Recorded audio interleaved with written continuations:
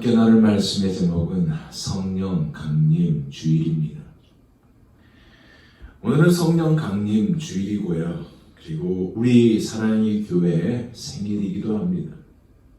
왜 이날이 우리 교회의 생일인가 라고 물으신 분들도 계시지만 성령 강림이 바로 교회가 시작되었기 때문에 그렇습니다. 그래서 이날에 우리 교회가 탄생한 것이에요. 여러분, 사실 우리는요, 성령을 받기 전까지는 왜 예수님이 십자가에 돌아가시고 왜 예수님이 부활하셔야 했는지에 대해서 도무지 알지 못했습니다. 하지만 이 풀리지 않던 사건을 풀리도록 한 날이 바로 성령님의 강림이고, 날짜적으로 볼 때요, 십자가에서 부활하신 후에 50일째 되는 날에, 즉 오순절에 성령께서 임하셨습니다. 그리고 성령의 역사하심이 없이는 신앙생활을 한다는 것은 도저히 있을 수도 없는 일입니다. 사실 성경도요, 성령의 감동으로 기록이 되었습니다. 그래서 성경에 계시된 구원의 진리를 깨닫는 것 또한 성령의 역사이고, 사람이 거듭나 새 사람이 되어 하나님의 자녀가 되게 하신 것도 성령님의 역사입니다. 그런데 이렇게 임하는 성령은요, 갑자기 아니라 예수님께서 약속하셨다는 사실입니다.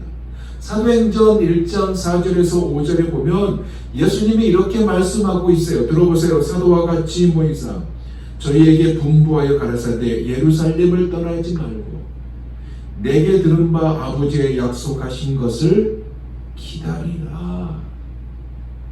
요한은 물로 세례를 베풀었으나 너희는 몇 날이 못되어 성령으로 세례를 받으리라 하셨느니라.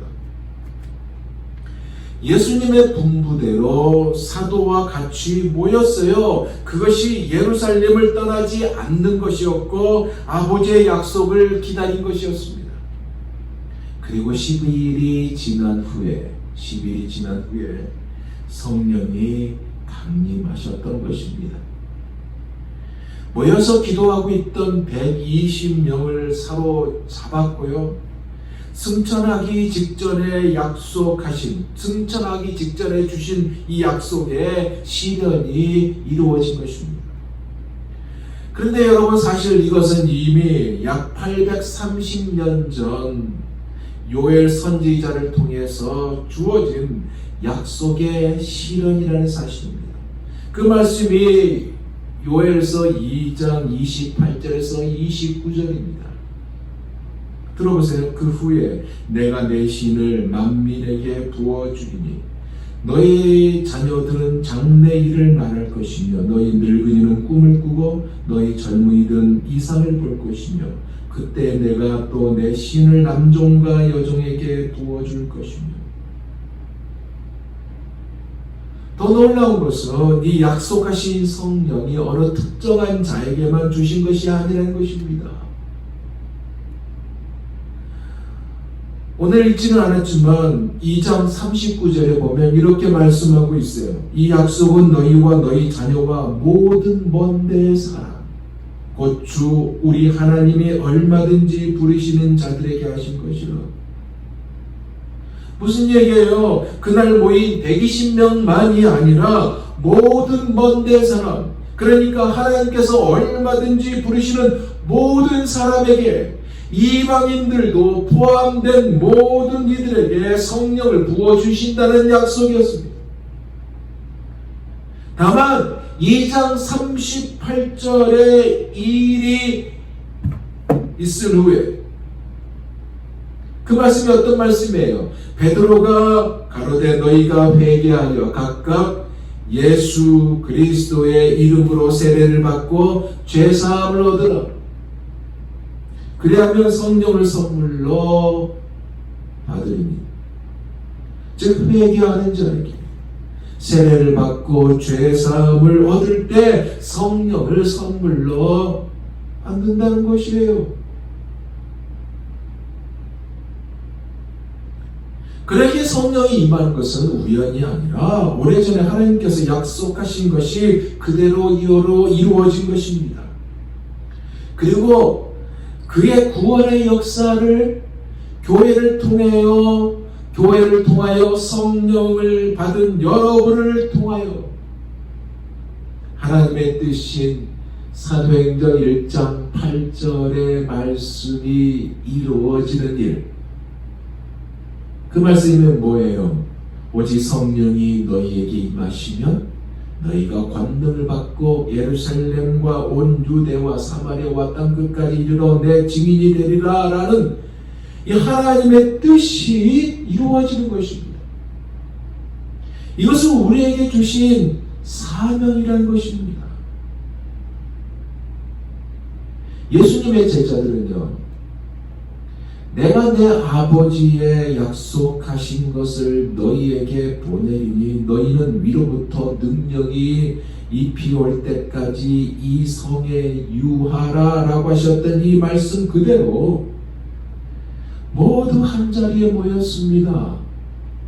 그리고 그 모인 수가 바로 120명인데 그 안에는요 12사도들이 있었고 예수님의 어머니 마리아와 예수님의 동생들이었던 야고보, 요셉, 유다, 시몬, 누이 동생들이 함께하였습니다.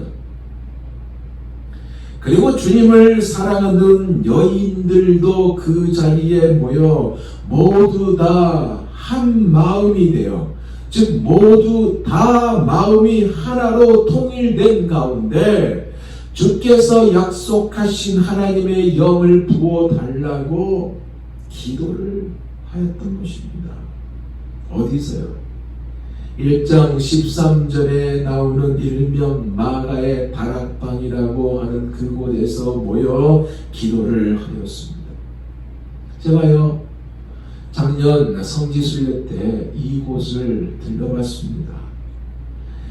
그것을 둘러보면서 드는 생각이 120명이 들어가기는 좀 좁은데 라는 생각이 들었어요. 하지만 자세히 그 주위를 둘러보면서 그래 빼곡하게 앉고 그리고 그것도 모자라 계단과 통로에 앉아서 다 한마음으로 주께서 약속하신 하나님의 영을 부어달라고 기도했을 것이다 라는 생각이 들었습니다. 그때 얼마나 뜨거웠을까 라는 생각이 들면서 그들을 그려보고 은혜를 받았던 것이 기억이 납니다. 여러분 사실 우리가요 기도원이든 부흥집회이든 은혜의 동산에서 은혜가 임하기 때문에 장소에 대해서 좁다는 생각이 들지 않습니다. 안 그래요? 아마도 처음에는 좁다는 생각이 들었을지도 모르지만 간절히 기도하고 은혜를 받게 되면 이러한 것은 사라지고 은혜가 풍성하게 넘치게 돼요. 분명히 예루살렘을 떠나지 말고 아버지의 약속하신 것을 기다리라 라는 이 말씀을 받았던 자들 120명 모였던 그들 좁다는 생각을 갖지 않고 은혜를 받았습니다. 근데 보세요. 이 말씀 예루살렘을 떠나지 말고 아버지의 약속하신 것을 기다리라 라는 이 말씀을 들었고 받았던 자들은 500여 명이었을 것입니다. 그런데 10여일 동안 그 약속을 변함없이 믿고 기다린 사람은 120명이에요. 이들은 1장 14절 말씀 그대로 더불어 마음을 같이하여 전혀 기도에 힘썼다 라는 이것을 하였고요. 이 말씀 즉 주께서 약속하신 하나님의 영을 부어달라고 하신 이 말씀을 붙잡고 기도에 전무하니 성령의 역사를 체험하였습니다. 중요한 것이 무엇일까요?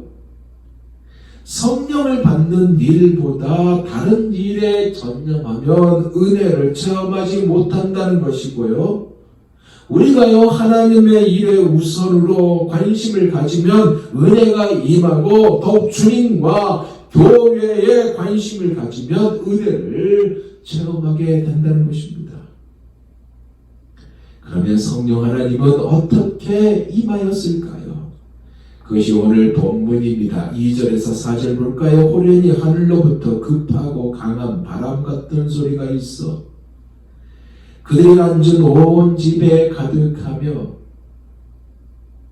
마치 불의 혀처럼 갈라지는 것들이 그들에게 보여 각 사람 위에 하나씩 임하여 있더니 그들이 다 성령의 충만함을 받고 성령이 말하게 하심을 따라 다른 언어들로 말하기를 시작하니라.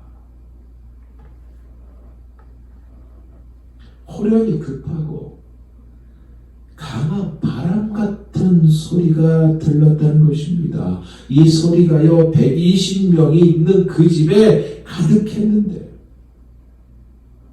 그런데 이 소리는 그들이 지금까지 한 번도 들어보지 못했던 소리였고 하늘로부터 급하고 강한 바람 소리였습니다.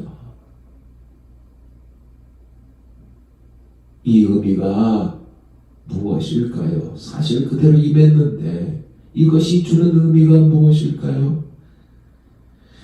여러분, 여기 바람이라는 의미는요, 호흡을 넣는다, 생기를 넣는다라는 의미를 가지고 있어요. 그러니까 호흡을, 생기를 넣었어요. 영이, 하나님의 영이 바람 같은 소리로 성령의 강한 임재가 임했는데, 급하고 강한 바람 같은 소리로 하늘로부터 내려왔고 하나님의 생기가 그들 마음속에 불러 일으켰던 것입니다. 그리고 어떤 일이 일어났어요? 불의 혀같이 갈라지는 현상이 각 사람 위에 임했습니다. 오늘 말씀을 보니까 이것이 그들에게 보였다는 것이에요. 보였다는 의미가 무엇일까요? 일단은요, 보지 못했던 것을 본 것입니다. 그리고 이것은 전에는 없었던 현상이었습니다. 그들에게 성령이 충만하게 임했는데, 불은요 하나님의 임재를 나타내는 단어거든요. 혀같이 갈라지는 현상, 즉 불처럼 급하게 일어나 그들의 죄악을 태운 것입니다. 누가요? 성령 하나님이요. 그러기에 사랑하는 여러분, 성령의 불은요 계속해서 타오르는 특징이 있다는 것을 기억하시기 바랍니다. 일시적이지 않아요. 일시적인 것은 불을 지피는 번개탄에 지나지 않습니다. 번개탄은 한번 타오르고 끝나잖아요. 없어져요. 그렇지 않다는 것이에요. 이것이 그들의 죄악을 태웠어요. 회개의 바람이 그 안에 일어났어요. 눈물, 콧물 흘리면서 하나님께 용서를 구하는 역사가 일어났습니다. 그런데 이 불이 혀로 나타났다고 하였는데, 그러면 왜 불이 혀로 나타났을까요? 혀의 특징은요, 여러분, 언어가 가능하도록 만듭니다. 즉 말씀의 도구로서 혀가 사용이 되었던 것이에요. 무엇 때문에? 말씀을 전하는 도구로 사용이 된 것입니다. 무슨 말씀이냐면 성령의 말하게 하심에 따라 다른 방언으로 말하기를 시작한 것이에요. 전에는 할 수 없었던 말을 시작한 것이고, 방언, 다른 지역 사람들이 알아들을 수 있는 언어로 말을 한 것입니다. 사실 그때는요, 그곳에 있었던 많은 사람들은 15개 나라의 언어를 사용하는 사람들이 있었습니다. 그러니까 15 개 언어들이 사용될 수 있었던 상황이라고 볼 수 있습니다. 이들도 들을 수 있는 언어로 이야기를 함으로, 즉 흩어져 있었던 유대인들, 이 유대인들이 오순절에 함께 모였는데 다른 방언으로 말을 하게 함으로 하나님 당신께서 하시고자 하신 이야기를 그들이 듣게 했다는 거예요.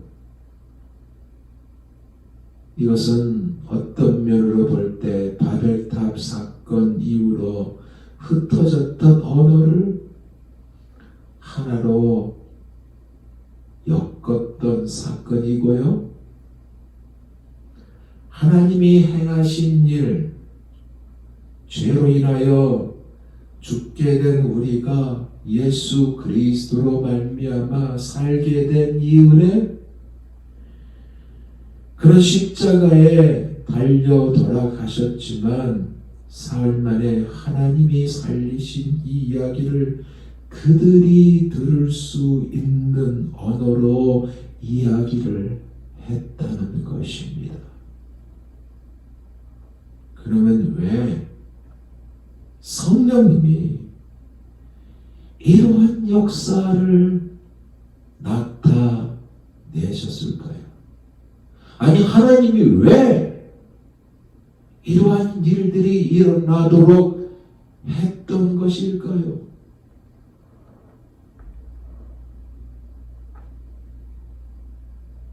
아주 중요한 것입니다. 동시에 한꺼번에 복음이 증거되게 하기 위해서 그렇게 했어요. 급하게 복음을 증거되게 하려고 방언을 허락하셨다는 것입니다. 사랑하는 여러분, 사람의 언어를 배워 다른 언어로 전달하려면요, 많은 시간이 필요합니다. 선교사님이 한 나라를 선택해서 파송을 받고요, 그 나라의 언어로 복음을 전하기에 앞서서 그 나라에서 1년, 2년, 어떨 때는 3년, 4년 언어를 습득하게 합니다. 그리고 복음을 전하게 해요. 저는 이 시간을 줄인 것이라고 생각해 봤습니다.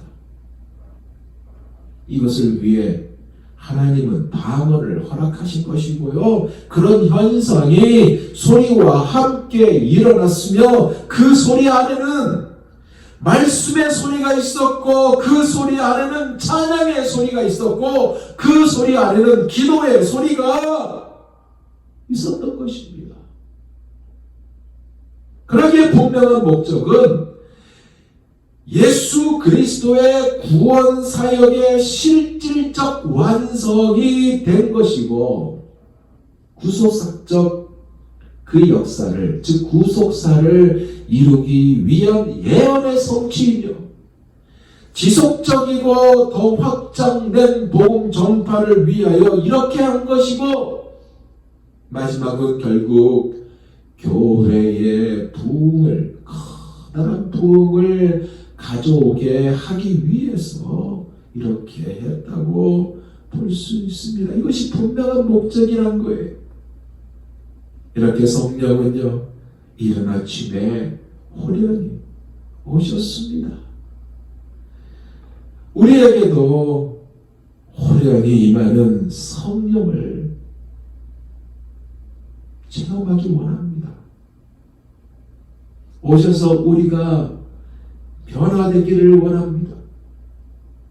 왜냐하면 성령은요, 존재의 변화를 일으키기 때문에 그렇습니다.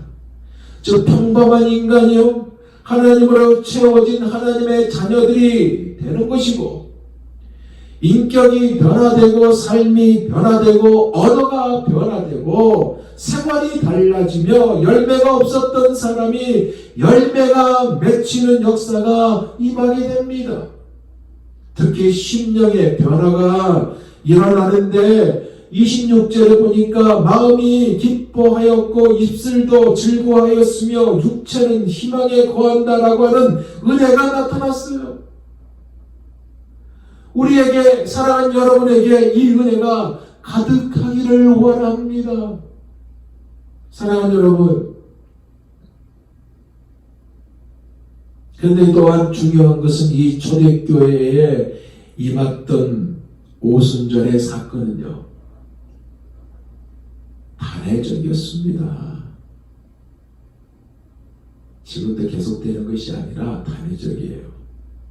그러나 성령님은 지금도 신실하게 기도하고 성령을 원하는 자들에게, 그러나 또한 교회에게 성령의 역사를 체험하게 한다는 사실을 믿으시기 바랍니다.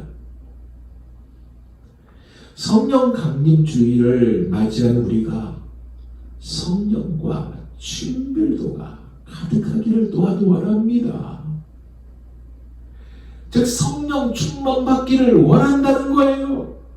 왜요? 성령 충만할 때요, 우리에게 능력이 있기 때문입니다. 즉 능력이 나타나는 거예요. 성령 충만하면요, 모든 환난과 시험을 이기기 때문에 그래요. 예수님 우리에게 성령 충만을 받으라고 그렇게 말씀하셨습니다. 성령 충만의 역사가 우리의 성도님들, 개개인들 뿐만 아니라 우리 교회에 가득 부어주기를 간절히 소망해 봅니다.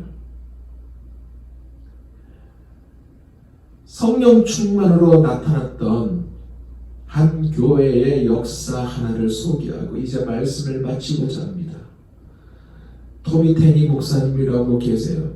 이 목사님은 20년간 순회 사역을 하시는 목사님입니다. 지금도 세계 52여 개의 나라를 다니면서 복음을 전하고 있고 매년 150여 곳 이상 수많은 사람에게 예수를 전하는 목사님이에요. 소개할 내용은요, 그가 쓴 책이 있습니다. 하나님 당신을 갈망합니다 라는 책에 나오는 내용이에요. 여기에 기록된 사건입니다. 그가요, 하루는 휴스턴에서 목회하고 있는 친구 목사의 부탁으로 그 교회에 가서 말씀을 전하게 되었습니다. 그 교회는 주일 일부 예배 8시 30분에 드리는 일부 예배가 있고 11시에 드리는 2부 예배가 있습니다. 초청을 받았기 때문에 근처에 있는, 교회 근처에 있는 호텔에서 묵게 되었습니다. 그리고 주일 예배 시간이 되어서 주일 예배 시간이 다가오는 그때에 침대에서 기도하는데 갑자기 뭔가 묵직한 기름 부음을 느꼈대요. 성령의 감사심 때문에 온몸을 떨며 침대에서 기도할 때 울면서 기도했답니다. 8시 30분 예배니까 목사님의 인도에 따라, 담임 목사님의 인도에 따라 좀 일찍 도착했습니다. 속으로 생각하기를 이른 아침이라 예배 드리러 온 무리가, 성도가 졸린 얼굴로 앉아 있을 것이고 무덤덤한 표정으로 예배를 드릴 것이다 라는 생각으로 예배당에 딱 들어갔는데 웬걸요, 본인이 앞줄에 앉았잖아요. 숨 막힐 듯한 공기 속에 하나님의 임재가 이미 빽빽히 들어차 있음을 그가 느꼈어요. 호흡이 곤란할 정도였고 찬양도 인도자가 애를 먹고 있다는 그 모습을, 그 광경을 보았습니다. 그런데 자세히 보니까요, 인도자가 눈물 때문에 찬양 인도를 더는 못하는 것을 본 거예요. 결국 키보드 뒤에 주저앉은 인도자였고 그곳에서 울음을 터뜨리는 인도자의 모습을 봤습니다. 그 모습을 보면서 토미 테니 목사님은 마치 이사야 6장에 나오는 하나님께 예배드리는 그 천상의 모습, 성전에 여호와의 영광이 가득했던 그 모습과 이 모습이 흡사하다는 생각이 들었대요. 건물 안에는요 이미 성령이 충만할 대로 충만했고 하나님의 임재는 글자 그대로 실내에 꽉꽉 메워져 있어서 마치 웨딩드레스의 긴 옷자락처럼 신부의 몸이 건물에 들어선 후에도 주위를 따라 계속 건물 안으로 끌려오는 드레스의 자락처럼 그곳에 하나님이 계신다는 생각이 강하게 들었습니다. 이 상황에서 친구 목사가요, 여보게 토미 목사, 아무래도 나는 말씀을 바꿔야겠네. 역대하 7장 14절을 읽어야겠어. 이 말씀은 방금 주님께서 내게 주신 말씀이야 라고 말을 하면서 그 친구 목사가 연단 중앙에 서 있는 강대상 앞에 섰습니다. 그리고 역대하 7장 14절 말씀을 펼쳤어요. 그리고 그가 차분하게 읽어갔습니다. 내 이름으로 일컫는 내 백성이 그 악한 길에서 떠나 스스로 겸비하고 기도하여 내 얼굴을 구하면 내가 하늘에서 듣고 그 죄를 사하고 그 땅을 고칠지라. 그는요 성경을 덮고 떨리는 손으로 강대상 귀퉁이를 붙잡고는 여러분 주님이 우리에게 주시는 이 말씀 그분의 혜택을 구하라는 것이 아니고 즉 그분의 혜택을 구하는 이 일을 그만두고 그분 자신을 구하라는 말씀입니다. 우리는 더 이상 그분의 손이 아니라 그분의 얼굴을 구해야 합니다라는 말을 했는데 순간 건물 안에서요 천둥 같은 소리가 꽝 하는 소리가 울렸고 친구 목사는요 글자 그대로 위로 들어 올려졌다가 3m쯤 나빠져 떨어져 버렸답니다. 그때 강대상이 앞으로 넘어졌는데요 2조각이 나버렸어요. 이 강대상은 수만 파운드도 견딜 수 있는 강대상이었어요. 마치 벼락에 맞은 것처럼 돌로 쪼개져 버린 것입니다. 이 모습을 본 성도들은 하나님의 강한 임재에 두려워했고 누구부터 시작되었는지 모르지만 통곡하며 회개하는 울음소리가 터져나오기 시작했습니다. 이것이 8시 반 예배였는데 수개월 동안 그 교회에서 지속되었다는 거 아닙니까? 그때 하나님이 토미 테니 목사님에게 이렇게 말씀하신 것 같다는 그러한 얘기를 토미 테니 목사님이 그 책에 기록하고 있습니다. 나는 모든 곳에서 이렇게 하고 싶다. 사랑하는 여러분, 우리 교회에도 이러한 성령의 세례가 임하기를 소원해봅니다. 모디 목사님은 그의 생애에 2억 명에게 하나님의 말씀을 전했고요. 수많은 사람들을 그리스도 품으로 인도하였습니다. 그의 직업이 뭔지 아세요? 구두 판매원이었습니다. 그런 그가 자신의 삶 전체를 성령이 독차지하도록 함으로 하나님의 멋진 종이 되었습니다. 사랑하는 여러분, 오늘은 성령 강림 주일입니다. 보혜사 성령 하나님이 임하는 날, 이것을 기념하는 주일이라는 얘기예요. 보혜사를 지역하면 뭐예요? 은혜를 베풀어서 우리를 보호하시는 스승이란 뜻이거든요. 원어로는 파라클로타우스, 내 곁으로 부름을 받아 나를 돕는 분이라는 의미이고 그분이 성령님이고 중보자요 변호자요 권면자가 바로 성령 하나님입니다. 우리를 가장 가까이에서 밀착하게 보호하신 분이 성령님이고 이 성령님이 강림한 것을 기념하는 주일이 오늘이라는 거예요.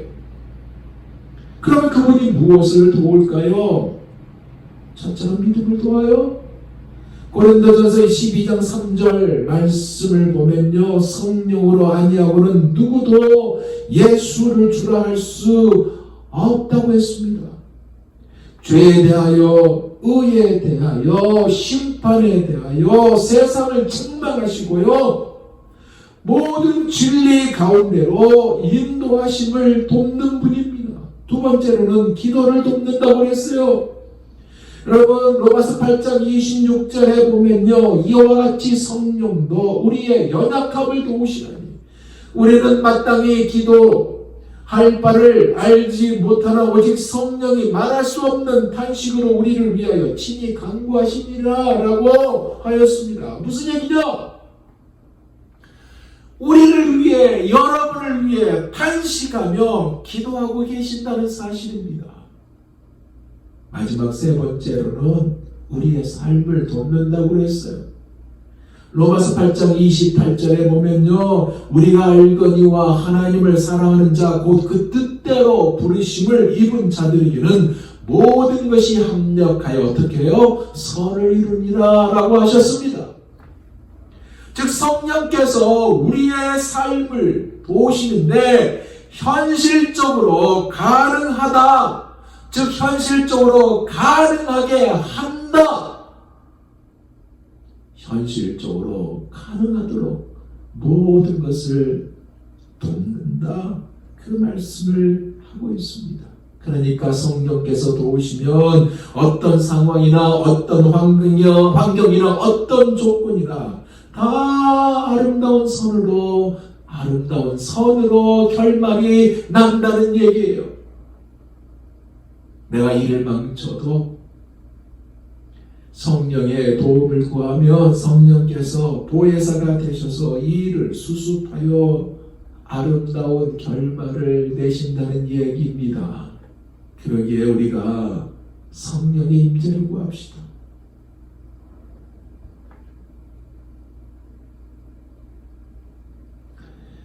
성령의 임재를 구합시다. 성령 충만을 구합시다. 성령께 사로잡혀 사는 우리 모두가 됩시다. 기도하겠습니다.